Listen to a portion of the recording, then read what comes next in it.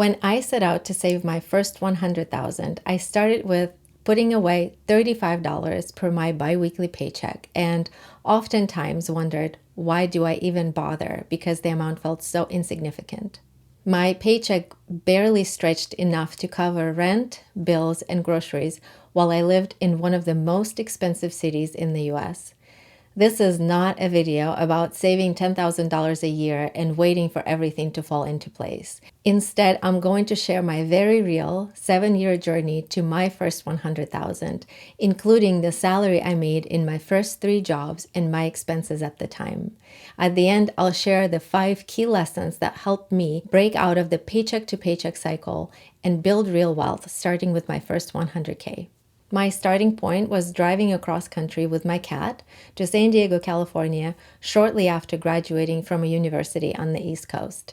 I had no savings, $30,000 salary, and nearly as much in student loan debt. Here's the breakdown of my paycheck. My gross pay per month was $2,500.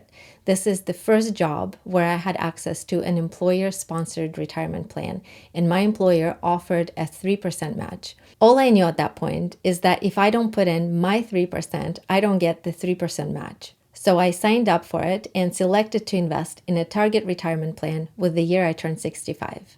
My monthly contribution was $75, and since I was getting paid every other week, my contribution every paycheck was about $35.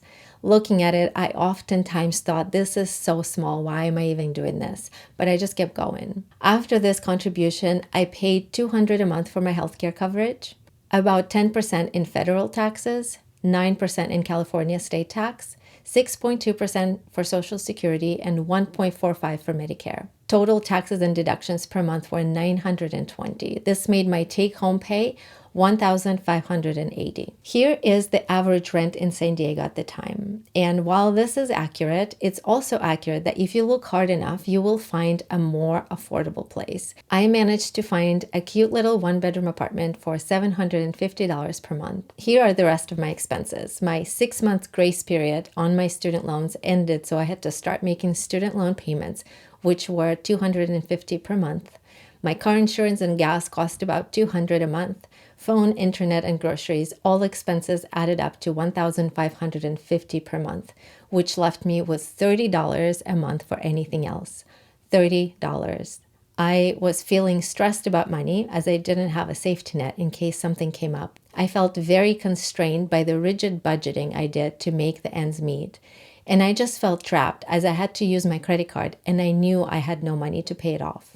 That's when I knew that something had to change. I had to increase my income immediately, and in parallel, I came up with a 5-year plan to level up my career. To address the immediate need, I picked up a weekend restaurant job. Every dollar from that job went toward building an emergency fund, paying off my credit card, and some extra cash to do stuff with my friends. My full-time job was project coordinator, so I started taking project management courses to position myself for better paying roles. For 2 years, I sent out job applications without hearing back. Then I started to get some interviews, and all at once I had 2 job offers in the same week, both more than doubling my salary. After accepting the new job offer, I quit the restaurant job and I had to move to Long Beach for my new role. At this time, after investing on my $30,000 salary, I had $6,500 in my retirement account. A lot more than I thought I would, having the $35 contributions in my paycheck. Now that I was making more money, here are my priorities. I wanted to pay off student loans faster, so I increased my payments to $400 a month. My next priority was to maximize retirement contributions, so I decided to contribute the full IRS limit of $16,000 a year. After this, I was forced into keeping the rest of my expenses in check, so I didn't upgrade my then 6-year-old car, and I managed to find another cute apartment near the beach for $950 a month, which is much below than the average rent was at the time. My gross monthly pay was $5,420. My monthly 401k contribution was $1,335, which brought down my taxable income. And adding it all up, my total taxes and deductions were $2,620, which made my take-home pay $2,800. Here's my rent, increased student loan payment of $400. My transportation cost went up because I had to drive farther for work. All the expenses added up to $2,150. And after that, I had $650 left. I put $200 per month into savings, but I'll be honest, I often dipped into it. Living near LA meant that there were endless things to do, and sometimes my budget just didn't cut it. But one thing remained non-negotiable for me. It's my retirement contributions. I stayed with this job for 2 years, and after 2 years of my contributions of $16,000 and employer match at 4%, I had $50,000 in my retirement account by the time I turned 30. During these 2 years, I studied and passed my PMP certification. I got accepted into an MBA program, and I started job hunting again. This time, the job search took 6 months, but it ended with a $100,000 offer. By the way, if you're interested in learning how to get into project management or how to level up your project management skills so that you can position yourself for a promotion in your current job, I have a video that I'll link right here. I hope you check it out. This job offer is when I moved back to San Diego, and my priorities remained the same, only I increased my student loan payment even more to $600, continued contributing a full amount to 401k, kept rent below average, and still drove the same car.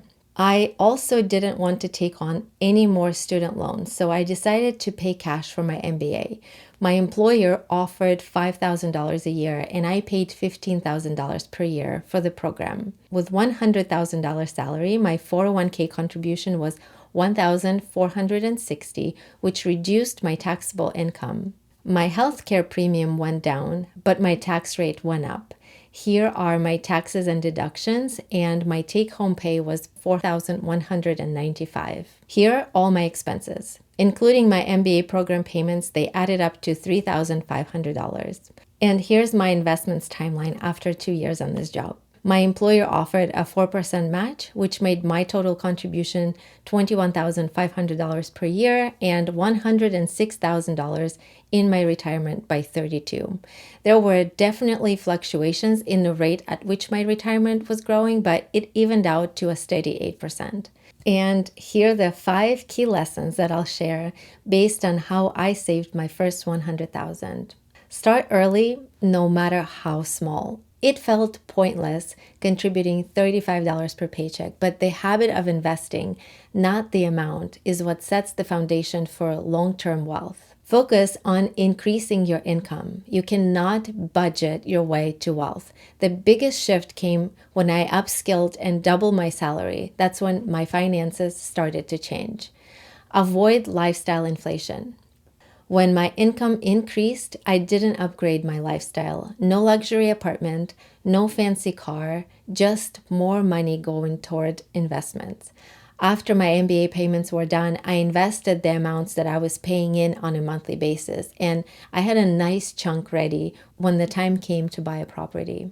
Practice delayed gratification. The ability to sacrifice short-term comforts for long-term gains was the difference between being financially secure and being stuck in the paycheck-to-paycheck cycle. Seeing my savings and retirement accounts grow made every decision worth it. And last, keep learning and adjusting. When I started, I knew nothing about investing. For a long time, I didn't know of a high-yield savings account, so I had my emergency fund in a regular savings account at first. And that's okay. Once I learned that I could earn higher interest, I moved it. Over time, I learned about a high-yield savings account, a CD account, about other smarter and better investment options. You don't have to be perfect or know everything, just keep improving.